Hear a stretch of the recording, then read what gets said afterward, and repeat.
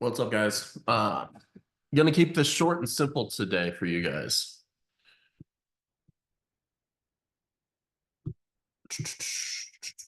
So today, guys, we're gonna talk really quick on a couple topics, and then I'll put the recording in Slack for you guys. But the first thing I want to talk about, and it's something that we use at Lasso as well, is called the power of one. It's something that we deployed a couple months ago, and it's really focusing on just a couple key things that really can drive your gym to better success. So I'm going to pull this up and just kind of walk through it real quick. So it's just different departments working on one specific goal or doing something one better or whatever one means to you. So like what's one thing each day that you would compound and to impact your business? It's not something you need to overcomplicate. It's not something you need to do crazy. And then empower each person to implement that one thing. So here's a list, and I'll tell you what we do at Lasso, and I'll tell you how the bigger thing is how does this extrapolate over a course of a year, which kind of then brings your mind to be like, wow, I need to do that one thing, right? So come out, some ideas are throughout here. One more lead, conversion rate by 1%, which for a gym probably isn't big enough, 1%, but you can look through these. And then I will say, if I still had my gym today and I was doing this exercise, the main thing that I would focus on would be, what my notes here, I would try to get one more booked appointment per week, right? If I could get one more booked appointment per week, that's probably going to at least add to 1 to 2 signups. Let's just say it adds up to 1. How do you get one more appointment per week? Well, we'll go over that later of like my one thing that when it comes to like leads that's going to help you crush it would be the one secret, right? So if you got one more appointment per week, if you could focus on getting one more sign up per month, let's just say an average sign up is $200, right? For your gym. Well, every $200, if you take that by 12 months, that's going to increase your monthly revenue by $2,400. But let's take it a step further. What if you could do a better job at retention? And by that, you save one client a month, right? So you get somebody that wanting to cancel, you sit down with them, you fix the problem if it's fixable, and you save a client. So if you save one more client every month, or you could do it like, hey, we're going to do really good at reaching out to everybody that hasn't been in for a week, right? That's how we're going to start. So if you're able to decrease your retention and lose one less client, that's another $2,400 a month. Then on top of it, how can we get one more referral per month? If you're able to do all 3 of those things, one more referral, one more sign up from leads or whatever it may be, and save one client, that's an extra $7,200 in revenue a month. So for us at Lasso, like one big thing, if we think we can save a client, we are going to go out of our way to try to save that client and make it work. We're going to follow up harder with people to try to get one more sign up per month, right? We're going to ask our best clients for one referral, right? Like that's the 3 main levers that we try to pull. So going to your best clients, hey, Tom, I love having you at the gym. Do you have somebody that is looking to get better at health and fitness and lose weight and feel better about themselves? We'd love to meet with them, right? Doing that, once a week. And I guarantee you, if you ask 4 people, you'll probably get 1, right?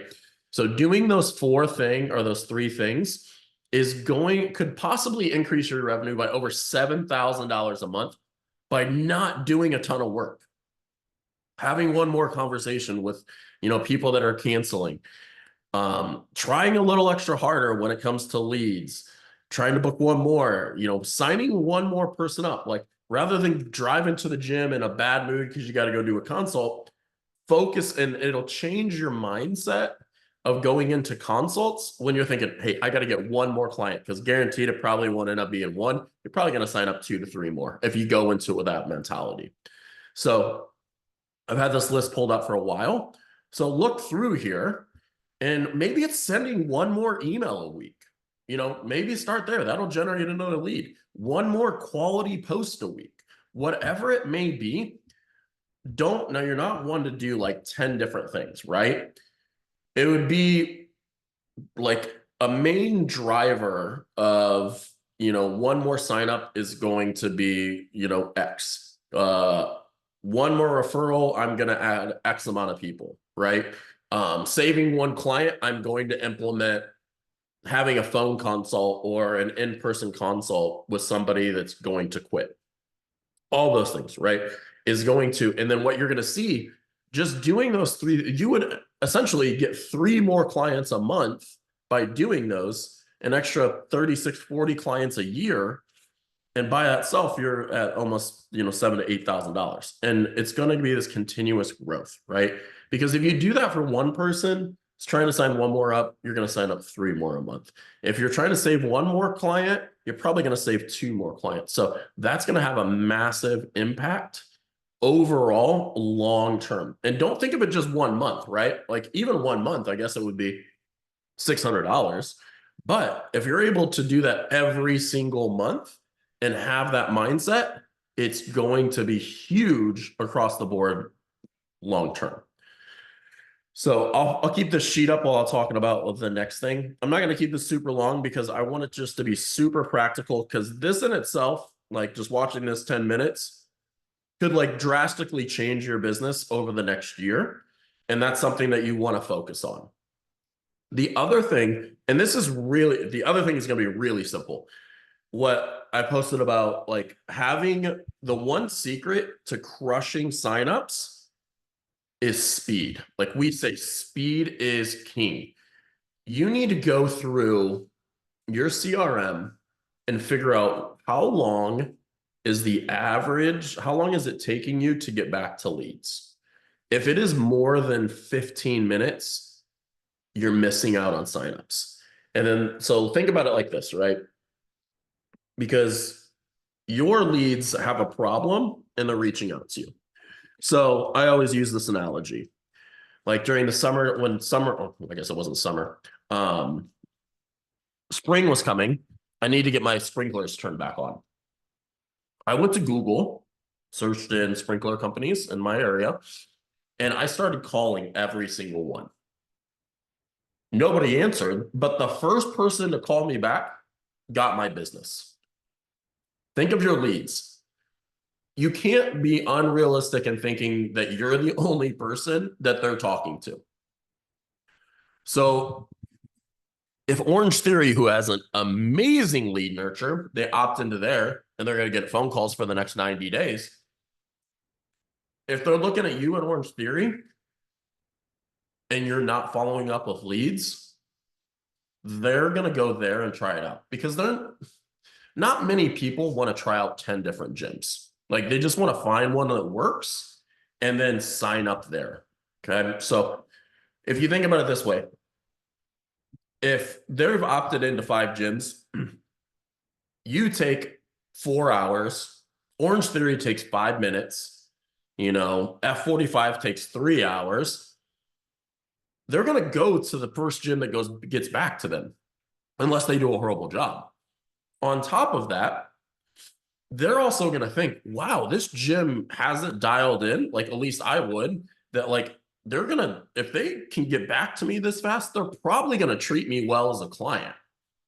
If you take 3 days to get back to me, immediately my mind is going to go, this is not a very well-established business that doesn't have their stuff together. So it looks very poorly on you as your own business. So when you're managing your leads, like you have to be responding within 5 to 15 minutes. No, you don't need to like at 9 p.m. Like we get it, right? But during the day and during office hours, and probably honestly till about 7 p.m., you need to be on top of it, because they're on their phone It's not when it's convenient for you. It's they're the customer. It's when it's convenient for them. So you need to be on top of it, messaging people, and then responding quickly. The best things to do is, like I said in other of these webinars, keep sentences under two sentences. Like, do not send massively long things. Another quick tip would be, if you're texting back and forth, just pick up the phone and call them. Like, you don't need to like have a 15 long text message thread. Just be like, you notice they're on their phone. You know what? I'm just going to call this person and get them booked, right? So what I want you guys to focus on really over the course of the year when it comes to the power of one, if I want to sign up one more person, save a person, and get a referral, what's the one thing that I need to do, whether it's daily, weekly, probably not monthly. Well, maybe it's monthly check-ins with clients, right? What's one thing that I need to do to accomplish that? And then do it. And don't just do it for a month. Do it for like 6 months, right? And then just see the benefits of that. Something that we do is like, I have a massive follow-up list. Right now, it's 21 people that are maybes with us. Every Monday, I will get on the CRM and message that person, asking them if they're ready, sending them a testimony. We'd love to work with you, whatever we talked about on the call, so that we can get them off the fence. That's one thing we can do to get one more sign up, right? Go through your maybes every week, get them in. One more referral might just be having that, like, the best places to have it in class. Like, when you send out a mass email saying, hey, we're looking for referrals, nobody really cares. But if you have that conversation one-on-one in class of telling the client, and the way to do this, and we've said this before, but what you want to do is take your 10 best clients, your 10 favorite clients. Like, think of the 10 clients like you thoroughly are excited to work with on one list, and then take the 10 clients that pay the most money to your gym, and then see which names cross, that they're the same on each one. Those are your ideal clients. You want to go to each one of those and then ask them, hey, do you have one or two people? Like, we love having you in the gym and would love more people like you. Do you have anybody in your circle, family, friends, that we could really help? That would be another way, right? And then the last way for your like saving a client, well, obviously caring, but like monthly check-ins, like maybe you do them every quarter, right? So you stay on top of problems. Or when somebody is going to, like, the other thing would be, the thing I always did, I always knew if somebody was only coming less than twice a week, they were probably inevitably going to cancel. So anybody that came less than twice a week, I would reach out to. And then if I would pull a monthly report, anybody that came less than 8, I would try to catch at the gym and get ahead of the problem. The last thing you would do is, if somebody goes to cancel and you actually think you can save them, now there's some people you're not going to be able to save. Like, let's be honest. But the other thing you could do is just like have a conversation. Like, hey, I saw you put in your cancellation. Like, I really love you being here. Like, can we sit down and have a conversation and see how you've had amazing results. Like, I don't want you to stop. And then see what the real issue is behind it. And you got to dig a little deep, and it, might hurt hearing some of the answers. But if it's somebody you really want in your gym, it probably could really help you a lot. So, and then every day, like, your CRM should be completely empty. There should be no messages left at the end of the day. And then you have to limit your response times to like under 15 minutes. Like, you got to be on that thing. Like, I'm not saying it comes before family. Like, I don't believe that. But like, you have to make sure that like somebody is responding quickly and promptly and getting these people booked, because the success rate of getting somebody booked when you're able to contact them and respond within the first 5 to 15 minutes, goes up by 80%. Okay. So these are like, I like to be super practical. The main things focus on power of one. What's one thing? Track it, right? Track the revenue. That's going to be the end goal. And then power of one, and then speed. Speed is everything in lead nurture, right? You could say something really like not that great, like a C, like on a grade, like a C response, but it's done within 5 minutes is going to be better than an A response done in 8 hours, right? Like there's like, dude, you responded to me 8 hours later. Like if I'm going to buy something, we live in a world of like the now and like impatient, and I got to have it when I want it. If you don't do that, then you're going to miss out. So I want you guys to just focus on those things. I like to keep this short and simple to the point. And those are huge drivers in your business and are going to have huge success for you guys. So hope this helped you guys. If you have any questions, feel free to reach out and we will chat soon. Blake, can I ask you a question? Yeah, go for it, man. Cool. I think maybe it's just me. Yeah. So what would kind of your ideal response be? I feel like the workflow is, are you interested in one-on-one or group training? And people always respond one way or the other. So what do you think is kind of a plus response to shift the conversation over to, like, let's get your discovery call booked? Yeah. Do you have a specific example? Well, I mean, people always respond with I'm interested in group or I'm interested in one-on-one. And to me, like their response doesn't really matter. And so, my response is usually like, oh, that's awesome. We can totally help with that. Do you have time to jump on a call tomorrow? Yeah. I was just curious, like, what do you think is like literally the best response? Yeah. So I think it depends, right? Like if it's generic, like, if it's just super generic that like, oh, it's X or Z, then it's like, hey, at CrossFit Local, we have the most amazing group class. You're gonna love it. Can we hop on a quick call today or tomorrow so we can make sure we're a great fit for you? Cool. Right? Because then you put it in their shoes of like, we want to make sure we're great for you. Like this call is gonna benefit you, not benefit me. Right. Right. So that way, like if you said to me, like, hey, Blake, I want to make sure that like we can get you we're a great fit for you. Like I know we can get you results. Like that's not the issue, but I want to make sure we're a great fit for what you're looking for. Can we hop on a quick phone call? Then it's all about me, right? And then I become the center, not that like, hey, I want to get you on a call so I can sell you, right? That becomes a little different. So, and then I'd say the bigger thing is just empathetic. So say it's a little more in depth, right? Like either one, personal training one-on-one. Yeah, like somebody says like, hey, I'm looking for one-on-one. Awesome. Our trainers are absolutely amazing. They're going to customize a plan to fit exactly what you need. We hop on a call to hear about like what you're looking for in a trainer to make sure we have a great fit for you, right? On another side of that would be like, I always use this one example. Let me share my screen here. Share.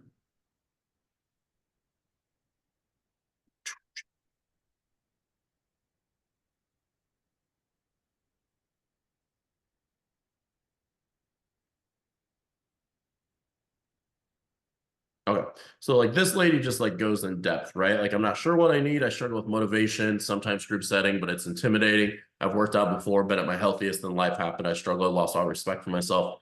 Now I struggle because I used to be able to do things that are hard for me. This is a situation where I would be like, first off, like I would say, like, Melissa, thank you for sharing that. Like, I want to let you know we have the solution I know we can help you, right? And then just empathize, like, and then reassure, I know we can help you. Can we hop on a quick call to go over our programs? Right. And then like just leave it at that, right? So not getting too long-winded with stuff, I think is a crucial. But when somebody like pours their heart out, like making sure, because they're like, this lady has a big problem, making sure that she's known that like A, you're heard, and B, that like we can help you. Awesome. Yeah. So you're just looking for like like a 1 to 2 sentence confirmation of whatever they're saying. And then basically kind of a redirect into like, let's do this together kind of thing. Exactly. Yep. We're gonna like, and that's what I always said when I had my gyms. Like, what makes us unique is we're gonna customize a plan to fit your needs, while all the other gyms just put you in a box. Right? Like, we're gonna make this like whatever it is. And I would like, maybe you need one PT and 2 days a week group class, like whatever it is, right? Like, we're gonna make that work for you, and we're gonna make that and that's why, like, or we might say that we're not the best fit for you right now, right? Like, whatever it may be, at least they know they're getting honest feedback. And that's what they're looking for. Cool. Awesome. Yeah. I just didn't want it to be like, okay, that's great. Let's get on the phone, you know, like kind of salesy sort of thing.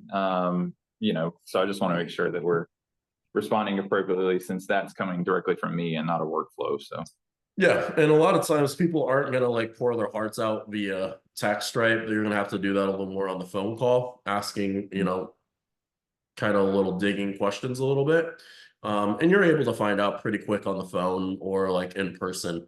Is this person willing to open up and like really share their goals? Or they're just like, looking for something cookie cutter? yeah. Right. Cool. Thanks, man. Of course. All right, guys. Well, we'll chat later, and hope you enjoyed this. See you, Chad. Thanks, Blake. Yep.